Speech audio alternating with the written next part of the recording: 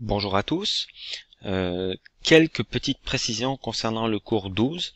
Alors c'est juste un concept qu'on va rajouter, c'est le concept de concentration exprimé en pourcentage. Alors en fait on peut voir dans la vie quotidienne des solutions dont la concentration est exprimée en pourcentage. Alors évidemment il y a les boissons alcoolisées que l'on rencontre fréquemment. Et le taux d'alcool y est indiqué en pourcentage. Alors pour les boissons alcoolisées, c'est volume sur volume, mais c'est un pourcentage. Alors qu'est-ce qu'un pourcentage? C'est une concentration, c'est une unité de concentration, et c'est simplement une unité qu'on est capable de retrouver en divisant par 10 une concentration qui est exprimée en grammes par litre. Par exemple, si on voit une concentration de 86 grammes par litre dans un exercice, ça correspond à un pourcentage de 8,6%. Il suffit simplement de diviser par 10 pour passer des grammes par litre au pourcentage. Et on peut avoir à l'inverse une question où on va trouver un pourcentage, donc on verrait par exemple 8,6%, et il suffit de multiplier par 10 pour transformer cette concentration en grammes par litre. Alors d'où ça vient? En fait, c'est que une concentration en grammes par litre, si on y réfléchit bien, 86 grammes par litre, ça veut dire 86 grammes d'un soluté quelconque dans 1000 millilitres, puisque 1 litre correspond à 1000 millilitres. Et un pourcentage, en fait, c'est des grammes exprimés sur 100 millilitres. Le pourcent veut dire pour 100 millilitres. Donc, à droite ici, il est écrit, en fait, qu'il y a 8,6 grammes de soluté pour 100 millilitres. Et si on réfléchit bien, 8,6 grammes dans 100 millilitres, eh bien, proportionnellement, ça correspond à 86 grammes pour 1000 millilitres. Pour un volume 10 fois plus grand, il y aurait 10 fois plus. Donc, en fait, c'est la même information exprimée d'une autre manière. Donc, cette année, on vous demande pas forcément de comprendre d'où viennent ces pourcentages, mais simplement d'être capable de les transformer. Donc, un 86 grammes par litre correspondrait à un 8,6% masse sur volume, et un 8,6% correspondrait à 86 grammes par litre. Alors exemple, l'exercice, toujours dans nos exercices de dilution, on aurait une question qui serait formulée de la façon suivante. On a formé 40 litres de solution à 10%, c'est ce qu'on a formé après la dilution, donc 40 litres, ça correspond à notre volume final.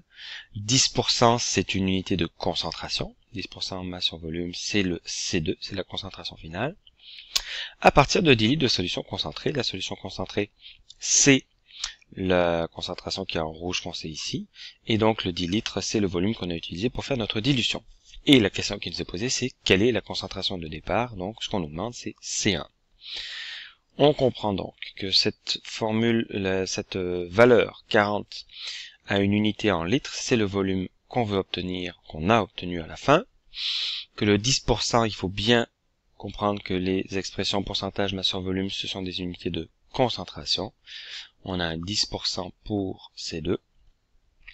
Le volume de départ, c'était 10 litres, c'est V1. On se rappelle que V1 doit être inférieur à V2, évidemment.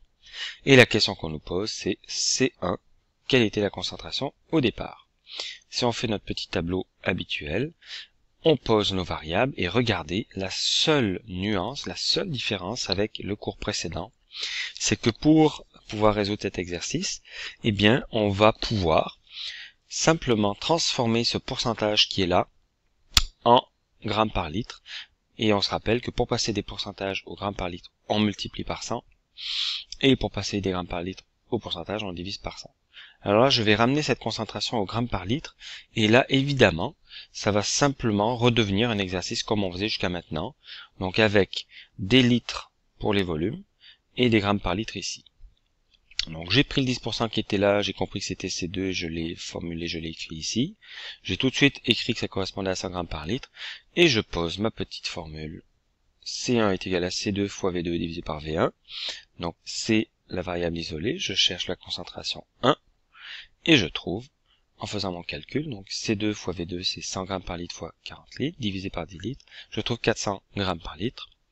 Si on me demande la concentration de départ en pourcentage, eh bien je vais simplement divisé par 10 pour transformer ça en pourcentage, ce qui donne 40% masse sur volume. Donc, j'ai procédé 2 fois à une transformation. On peut même, si on veut, garder des pourcentages directement dans le calcul. Pour commencer, je vous le conseille pas, pour que ce soit plus évident et plus simple pour vous de faire les calculs avec des grammes par litre, puisque c'est ce qu'on vient de voir dans les premiers exercices. Avec l'expérience, quand vous allez en faire beaucoup, vous pourrez commencer à jouer avec des pourcentages directement, qui s'annulent. Donc il suffit qu'il y en ait deux différents. Par contre, il faut vraiment avoir la même unité. Si on décide de garder des pourcentages pour C1, on va obtenir des pourcentages pour C2. Et il faut vraiment s'assurer qu'on comprenne bien ce qu'on fait.